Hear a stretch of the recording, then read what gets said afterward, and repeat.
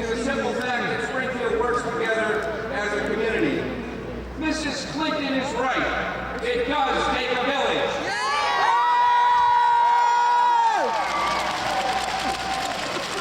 We in Springfield know full well that our real strength lies in the diversity of our people. If we are to be successful, we must work together.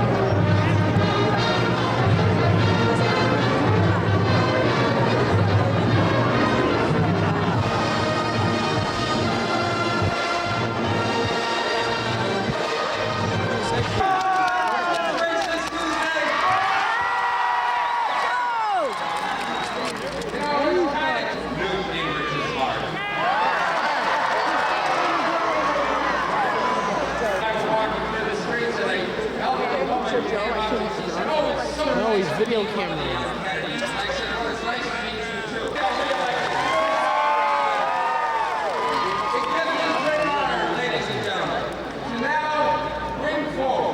First and foremost, my great Uncle Teddy and his beautiful wife, Vicky.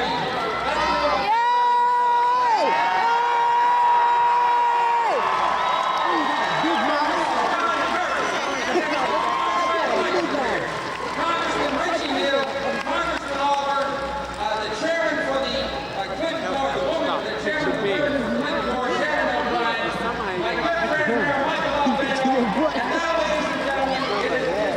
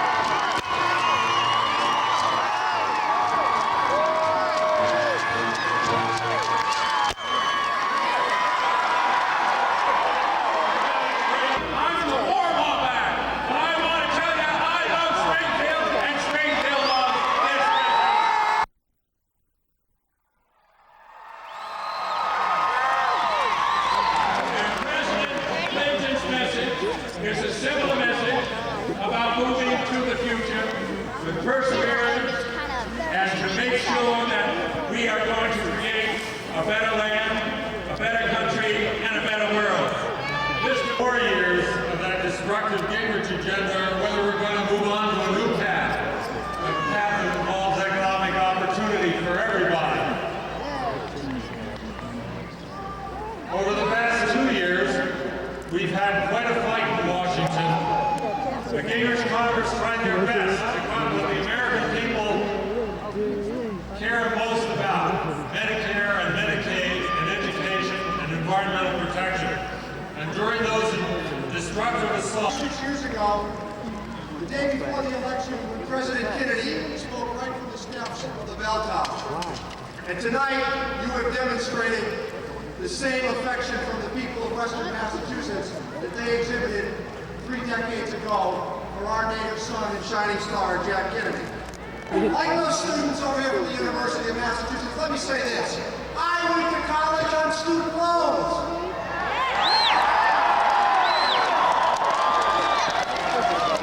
The Republicans in Washington want to cut them.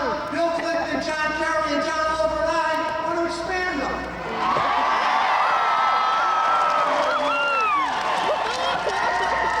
Mr. President, I want you tonight to meet the 25,000 members of the committee to retire Newt Gingrich.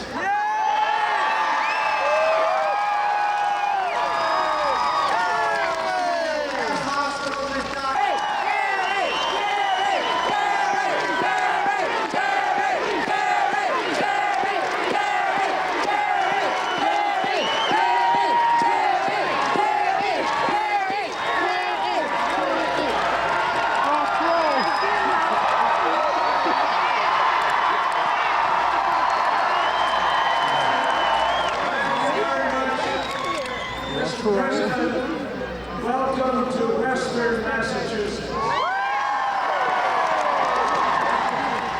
want to thank Congressman Neal for his generous introduction. I know all of you will join me in saying, and the Republicans found that out because Ted Kennedy led the fight to pass everybody's access to health insurance. He led the fight to raise the minimum wage.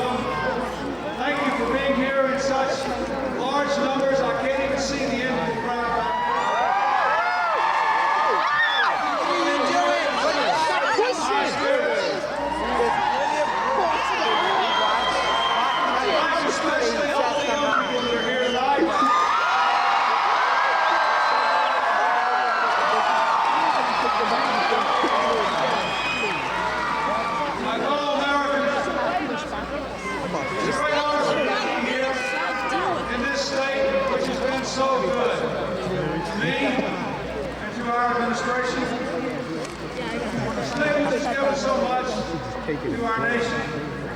I have wanted to come here to this spot for a long time. And now that I see you here, I know why it took me so long.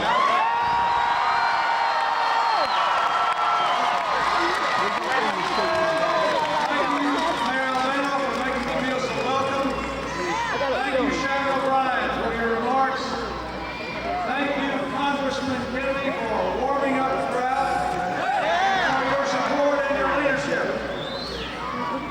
Thank you, Congressman Olber, and thank you, Congressman Neal. All 3 of these members of Congress from Massachusetts stood up for America when the government was shut down and the future of America was on the line, and we were being asked to choose. We stood for your future and refused to give in to the blackmail of this Congress and made it so.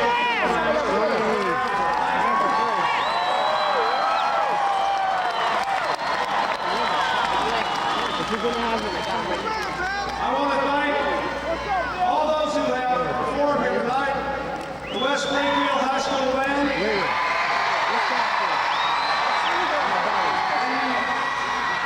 The School Children's Choir. And the Minuteman Marching Band.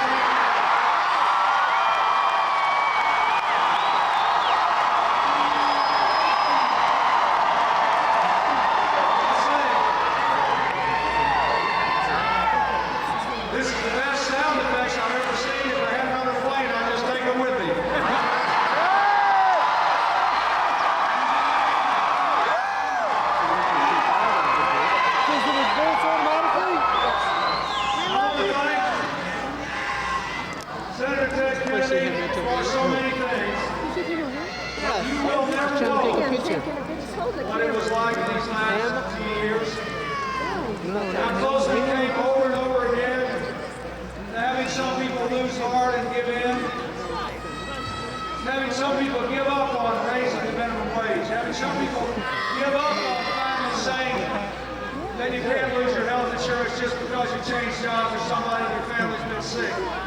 So we would give up on passing a law that says we're not going to let insurance companies get women and newborn babies out of hospitals. And thank you, John Kerry, for waging this long, courageous campaign. Many times against the odds, never giving up. Thank you for being a voice in Washington, for preserving our environment when it was out of fashion. Thank you for helping me to keep putting 100,000 police on the street when the Congress tried to stop us. And we wanted to save future for our children. Thank you for fighting a long and lonely battle for campaign finance reform long before it was popular. You were there, and you will get everlasting credit when it becomes the law of the land next year. Thank you, John Kerry.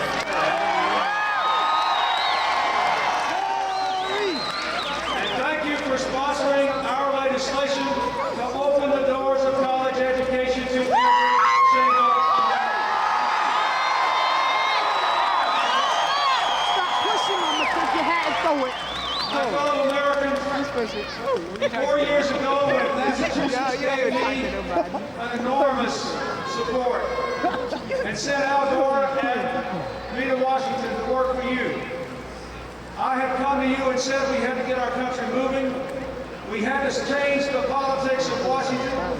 We had to stop the politics of insults and get to the politics of issues. We had to get away from the politics of division and embrace the politics of unity. We had to stop pointing our fingers at each other and ask what can we do together to get this country going in the right direction. You gave me a chance, and I came here to say thank you.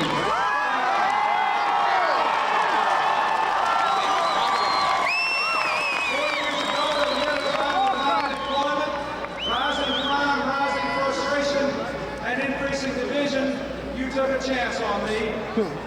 You took me on faith, and you did not know. You've heard all these debates about where we stand and where they stand tonight. But there's one thing that hasn't been emphasized. We now have some evidence about which side is right. When I became president, the unemployment rate in Massachusetts was 7.5%.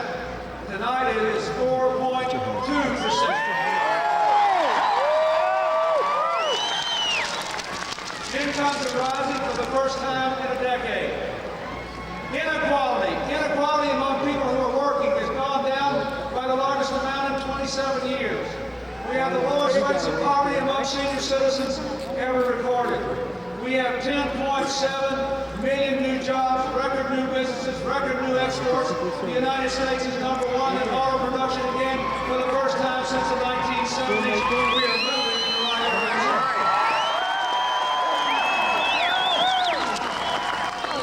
Crime rate has come down for 4 years in a row. We have the lowest crime rate in 10 years. The welfare rolls have dropped for 4 years in a row as nearly 2 million Americans have found their way to work in greater dignity. Child support collections are up 50%. And we have been a force for peace and freedom in the world. From the Middle East to Bosnia to Northern Ireland. And there are no Russian missiles pointed at any American children tonight for the first time since the dawn of the nuclear era.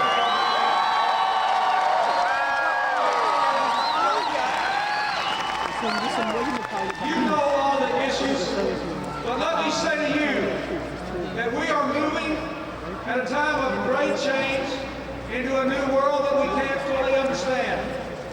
We know that the frontiers of knowledge are being pushed back at a rapid rate.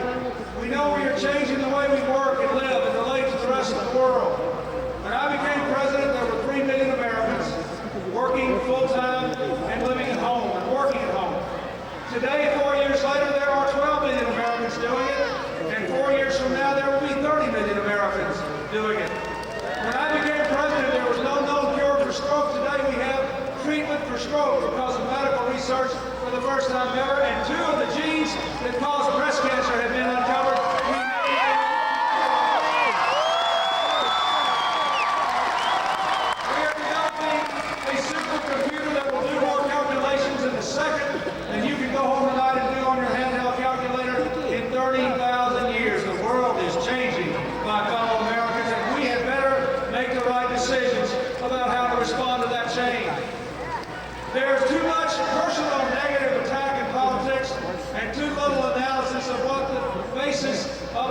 differences are. Every issue that Congressman Oliver, Congressman Neal, Senator Kennedy, Senator Kerry, and Congressman Kennedy mentioned, every one can be distilled into this.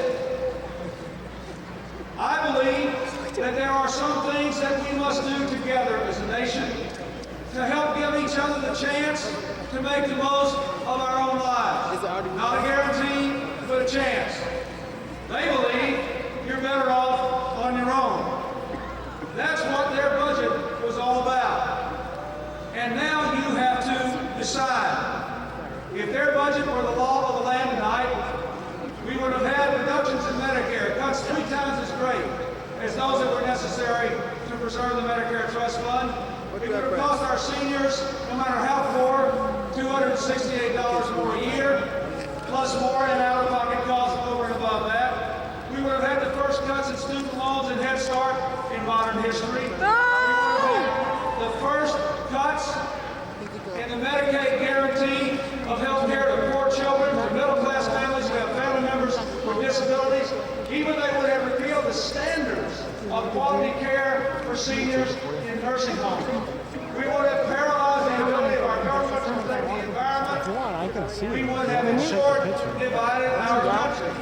But they believe that was right because they believe we're better off on our own. And you have to decide. There you go. They shut the government down not once but twice to force these cuts on the American people. And because these members of Congress stood with me, they said, all you Democrats will cave in, you're miserable when the government shut down. I said, this is not about government, it's about people. I'd rather see the American people inconvenienced for 30 days than irreparably damaged for 30 years.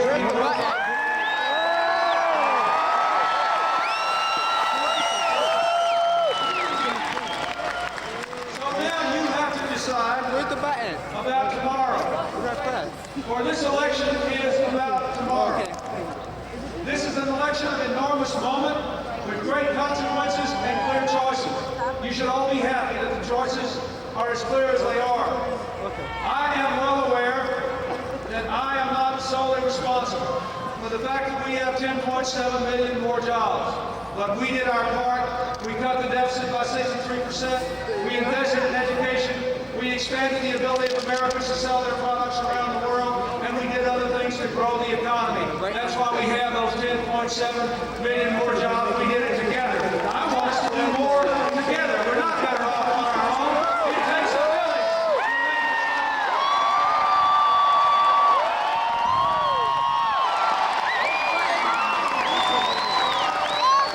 So you have to decide whether we will continue our work to balance the budget and protect the medical programs that our seniors, our people with disabilities, our poorest children depend upon. Continue to invest in education and the environment and technology, and target our tax cuts to people that need them for purposes that are needed. Education and child rearing and buying a first home and dealing with medical costs. Or whether we will adopt their scheme, which will blow a hole in the deficit, require bigger cuts than the ones I've vetoed, and send the economy of this state into a tailspin. Will you stand with us to build America's future?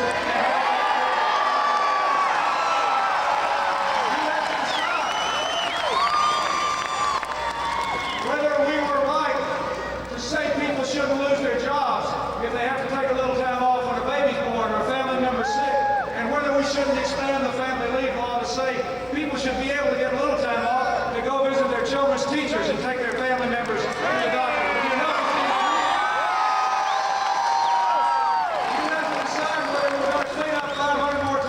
Sites. You have to decide whether we're going to really implement welfare reform in the right way. It's all very well to say people have to turn a welfare check into a paycheck. I'm for that, but I want the jobs to be there. You can't make people go to work unless there's a job. We have a plan.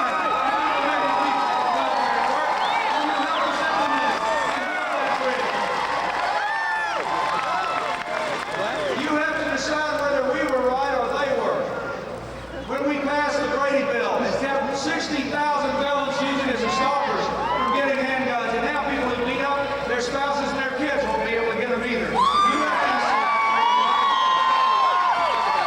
have to decide whether you want us to finish the job of putting 100,000 police on the street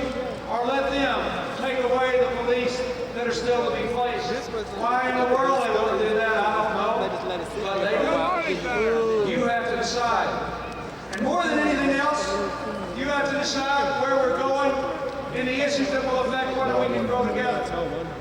We did pass health care reform, but our balanced budget plan would give insurance to families who are between jobs for 6 months, would insure another 1 million children, would give free mammograms to women on Medicare, would give respite care to the nearly 2 million American families caring courageously for a family member with Alzheimer's, all paid for. You get it in our balanced budget plan.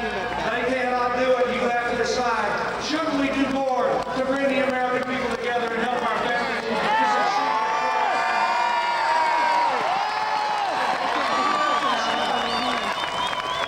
More than anything else, you have to decide, and this is not just a matter of this cheering crowd.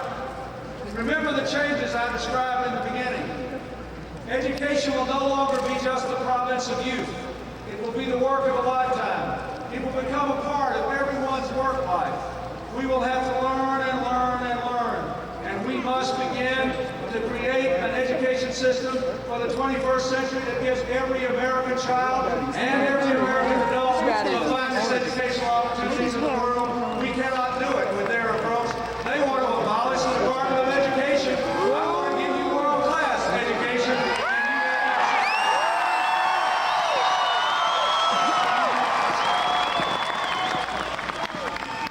Thanks to Senator Kennedy and Senator Kerry and others, we got 200,000 more work-study positions for college students in this country.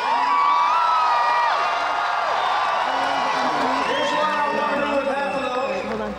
And I want to ask you college students that have been cheering tonight, I want to ask you to help me. We have improved the student loan program. We've given 70,000 of our young people a chance to serve in AmeriCorps in their communities and earn their way to college. We have increased Pell Grants the largest amount in 20 years, but we must do more. But we have to start with our young children. Do you know that 40% of the kids in this country can still not read a book on their own by the age of 8? It may be because we have so many people whose first language is not English, but that will be cold comfort to them as they move through school and fail to learn. I have a plan to mobilize 1 million volunteers to go into all the land to help parents and teachers teach our children to read. And I want 100,000 of those work-study slots to go to college students who will earn work-study by teaching children to read.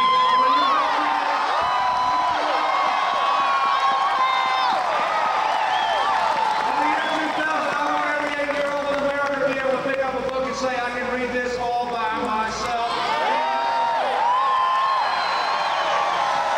Will you help us hook up every classroom and every library and every school in Massachusetts, the smallest rural school, the poorest inner-city school, to the information superhighway, so that for the first time in the history of America, every single child, poor, rich, or middle class, urban, rural, or suburban, every child for the first time will have access to the same knowledge in the same way, in the same time. We can revolutionize the education of our children.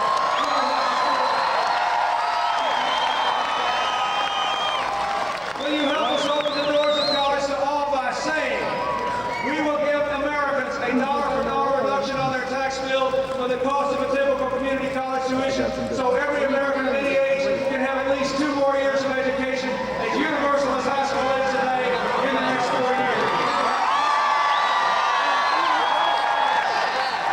Will you help us? It's a $10,000 tax deduction a year for the cost of college tuition at any institution of higher education, graduate or undergraduate, in the United States.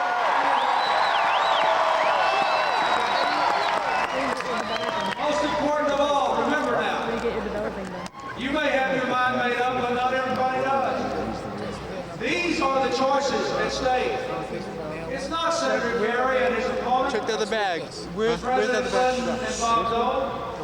Democrats versus Republicans. It has fallen to our party and our administration at this moment in history to represent the idea that America must always put forward at a time of great change. Whenever we go through changes, we have the option to be more divided or more united. Whenever we have gone through changes, we've had the option to try to make sure everyone can prosper so we can move closer to our ideals. This is not about money, it's about using the resources of America to enable people to live up to their God-given capacities. And you must decide. The great idea is, each other the conditions and tools to give everybody a chance to make the most of their own lives, or whether we will say, you're on your own. The great idea is whether we will say, there's the 21st century out there, America's best days, the time of greatest possibility in human history. Yes, there's a big river to ford and a deep valley to go into and a high mountain to climb. I hope you get there. Or would you prefer our approach where we all roll up our sleeves without regard to race, religion, gender, you name it, and say if you will work hard and do your part, we will together build a bridge to the 21st century?